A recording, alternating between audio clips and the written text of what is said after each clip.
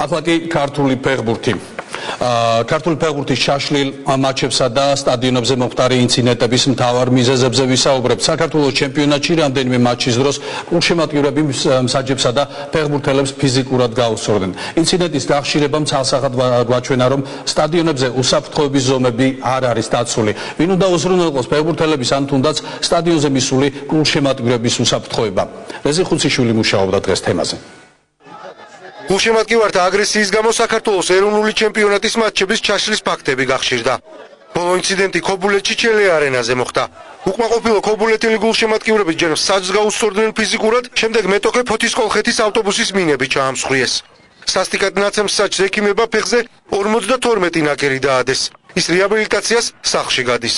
დამიწყენ წიხლების დარტყმა და მე შემესიენ და დაიწყო ჩემი დარტყმა და მიტყავდნენ და მე დევიფარე ასე ხელების იმას სახე რომ სახეზე რამე არ მიქნეს და მე უკვე არაფერი არ მინახია.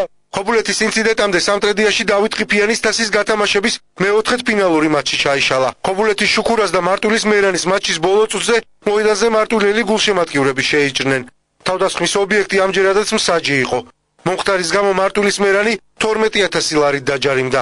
ის სანქციები, რაც გაწერილია საცივილო კოდექსში, ქართული რეალობიდან გამომდინარე, ვთვლი რომ კლუბებისთვის ისედაც მძიმე, ასე ვთქვათ, გადასახდელია. უნდა რაღაცა მოუძებნოთ გულშემატკივარი თვითონ ის, ვინც ამ დანაშაულს ჩაიდენს, ის როგორ დაიჯება, ამაზე უნდა იყოს ლაპარაკი.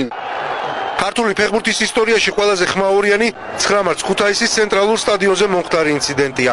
ქუთაისის ტორპედოსა და თბილისის დინამოს მატჩის მეორე ტაიმში ასობით უკმაყოფილო ქუთაისელი მოედანზე შეიჭრა და დინამოს ფეხბურთელებს ფიზიკური შეურაცხყოფა მიაყენა. ამავე დღეს ინციდენტი მოხდა გორშიც, სადაც ერთმანეთს გორის დილა და საჩხერის ჩიხურა ხვდებოდნენ. მართლა იყო შემოვარდნა, თუმცა ჩვენ გადავრჩით ესე ვთქვათ დაჟას, იმიტომ რომ დამტკიცდა რომ უმეტესობა იმ 5-6 გულშემატკივრიდან ვინც გადმოვიდა, მე კადრებიდანაც გამოჩნდა, იყო პოლიციელები. აუცილებელია ფეხბურთის ფედერაციამ სასწრაფოდ მოიწვიოს ყველა კლუბის უსაფრთხოების ოფიცერი, ერთდღიანი სემინარიც, დასაწყისში ალბათ საკმარისი იქნება, რომ ინსტრუქცია მაინც მიცენ ახალს რა უნდა გააკეთო. ჟურნალისტების და სპორტის მინისტრიც ამბობს, რომ მსგავსი ინციდენტები ქართულ ფეხბურთს ძალიან აზარალებს. ამიტომ მთავრობა აქტიურად თანამშრომლობს ევროპულ ორგანიზაციებთან, რომლებიც სტადიონებზე ძალადობის აღმოსაფრთხებლად მუშაობს. აქტიურად თანამშრომლობ შინაგან საქმეთა სამინისტროსთან, იმიტომ რომ ეს წარმოუდგენელი გახშირებული ფაქტები, რომელიც დღეს ჩვენ ფეხბურთში ხდება, რა თქმა უნდა, ეს აღმოსაფრთხელია და აქ საზოგადოება თუ ერთად ყველა უწება ერთად არ დავდებკით, ჩვენ ცუდ შედეგებს მივიღებთ. უსაფრთხოება ალბათ რაღაცა სიმბოლური სიტყვა გახდა, რადგანაც რაოდენობა პოლიციელების არ განსაზღვრავს იმას, რომ იქ უსაფრთხოება დაცულია. მიზანმიმართული კამპანია ხორციელდება, ვისაწყობს ეს არეულობები რთული სათქმელია, მაგრამ ფაქტია, რომ თითქმის ყველგან რაღაცა პატარ-პატარა არეულობა ხდება. საინტერესოა, როგორ მოახერხებს ფეხბურთის ფედერაცია მომავალი წლიდან უსაფრთხოების ზომების გამკაცრებას. ეს საკითხი განსაკუთრებით აქტუალურია იმ ფონზე, რომ 2015 წელს საქართველოს დედაქალაქმა სუპერთასის მატჩი უნდა უმასპინძლოს.